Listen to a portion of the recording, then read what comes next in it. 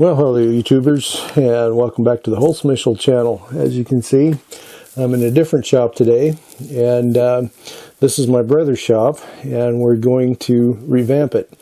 Now, there's some basic rules that you want to do for shop layout and optimization.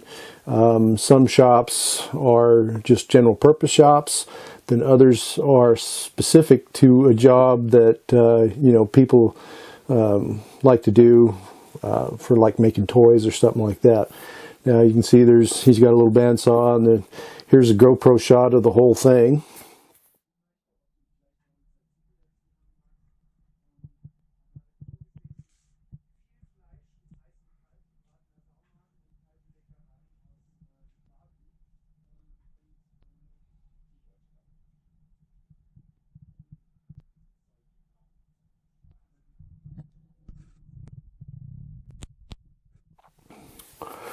Now, as you can see, there's quite a bit of clutter in here, and also the arrangement is a little off, shall we say.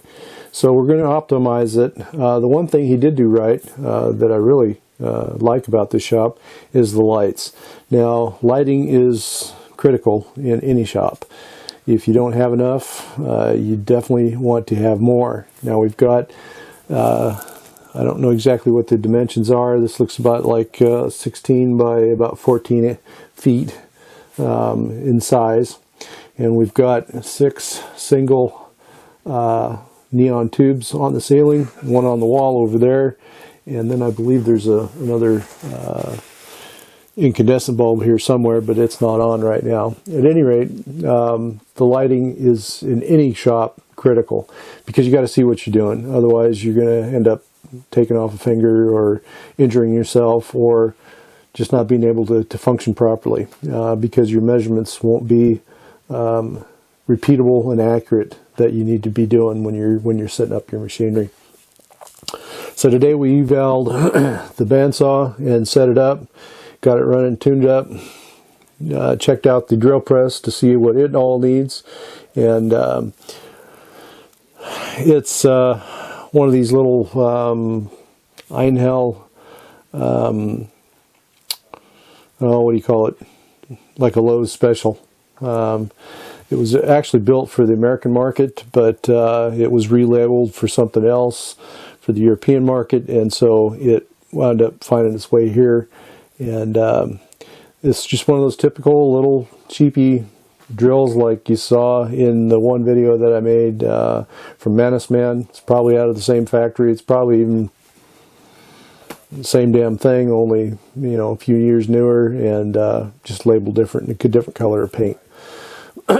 So we're going to start with the floor. We're going to remove all the stuff in here, or move it from one side to the other as we're putting in the floor. The floor is also another crucial piece. For those of you out there who do woodwork or even machine work, there's nothing like a wood floor in a shop, because one, when you drop a tool off a workbench, you don't booger it up automatically. There's nothing worse than dropping your wood chisel or a drill bit or something on the floor and then having to have it resharpened, or it's just absolutely ruined where it's actually essentially non-usable. So we're going to start with the floor and probably do something with the walls, and then probably just paint the ceiling in order to get more reflection of the light. We got adequate light here, but with a coat of white paint on the ceiling, that'll reflect the light even more and just brighten the whole room up even better. So that's what we're going to do.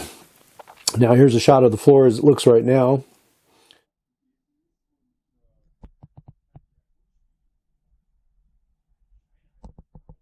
And so once we get to working on the floor, we're going to put in a tongue and groove.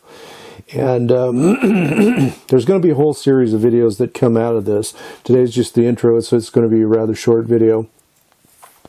And so we're going to start with the floor and then work our way up. We're going to put some cabinets on the far wall and shelving to optimize storage space. The this this rack here for his lumber storage is good. It's adequate. It's stout, so we're not really going to mess with this.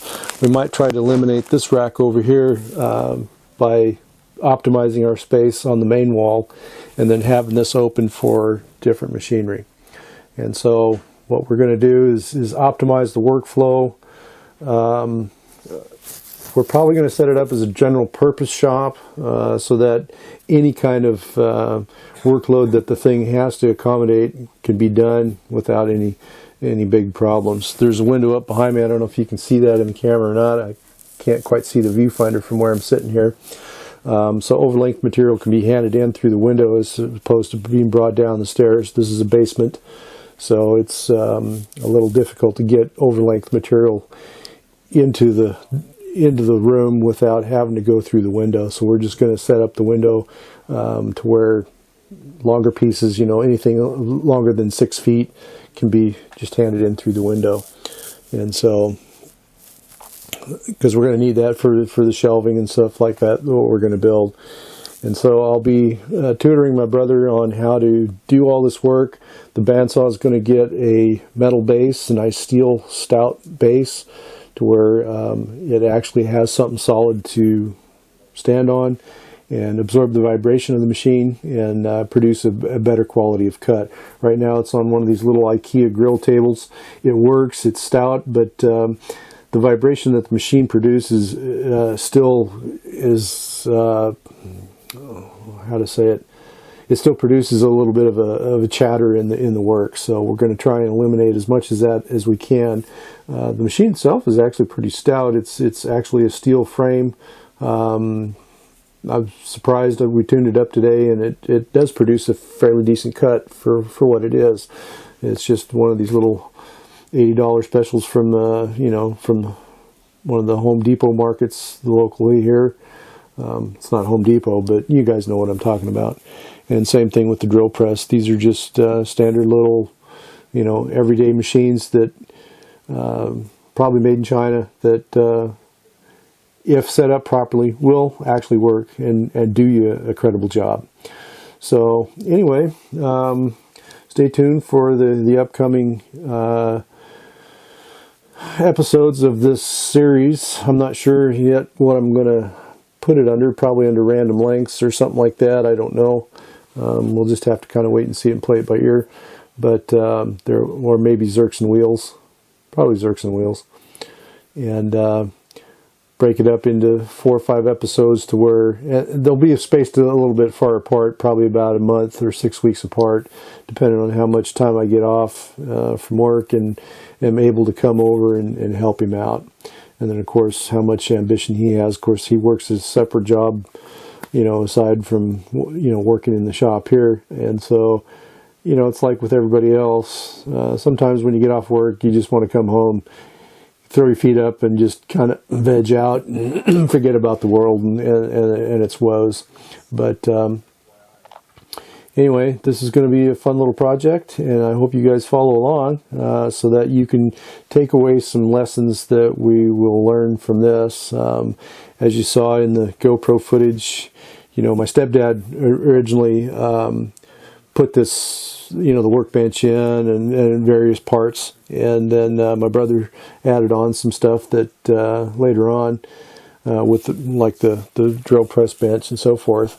It's stout, it works, but he's not too happy with the way it looks, so he's wanting to upgrade and make it look more presentable and make it more professional.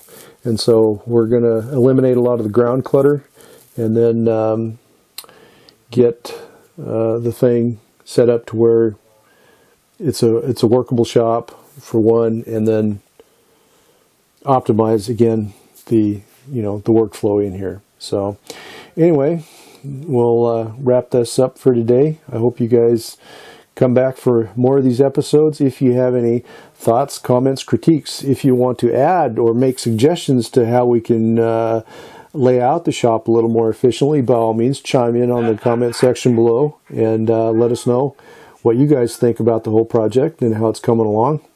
And, kind of follow along. So with that, that's a wrap for today, and we'll see you guys all again very soon.